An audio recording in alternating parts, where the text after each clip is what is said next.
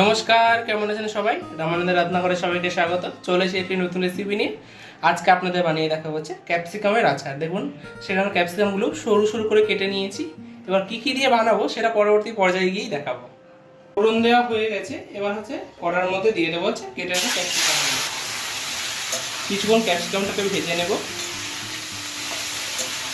এবার দিয়ে দেবো এর মধ্যে নুন, সামান্য হলুদ, সামান্য লঙ্কার গুঁড়ো আর বেশ কিছুটা ধনে গুঁড়ো।